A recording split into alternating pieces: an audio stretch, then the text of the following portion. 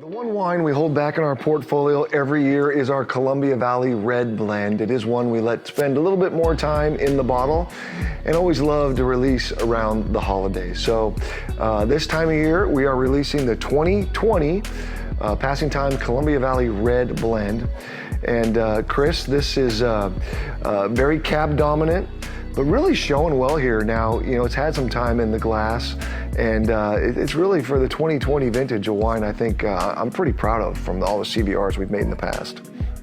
Yeah, I think this is showing great. You know, it is largely Cabernet, 93%, and it's all from blocks that actually went into the main wines. Yeah. You know, and so when we were making the blends, it just was better with a certain amount of each of those the blocks, and so we had this left over, and it turned out to make a really, really nice blend. Yeah, 2020 had its challenges, we're not gonna lie, but you found a way to still make an amazing wine and impress the critics, and 94 points from Jeb Dunnick, 94 points from Sean Sullivan, the Northwest Wine Report, 94 points, International Wine Report, Jeremy Young, and 93 points from Owen Bargreen.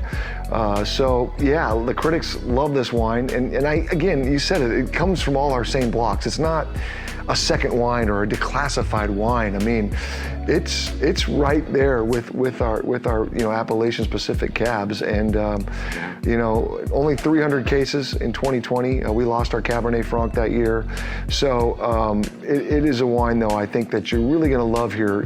With meals along the holidays as well. Mm-hmm.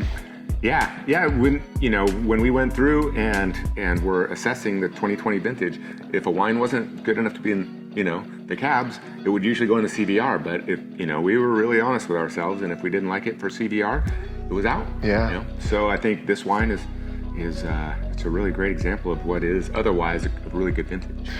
Yeah, for sure. And Columbia Valley Red Blend, this is maybe the wine you'll see the most around town at a steakhouse or at some of the awesome boutique shops here in the Northwest. But it's also one that we love for our club members to get their hands on. It is a little less expensive, and again, makes just for a great food wine, gift wine, a wine that you'll see around town quite a bit. So again, get your hands on our Red Blend. It's 94 points. We're very proud of it, as I mentioned, and certainly very drinkable with an extra year of age in the bottle and approachable right now. Absolutely. But it'll still last easily a decade or more. Yeah, for sure. Happy holidays from Passing Time. Cheers. Cheers.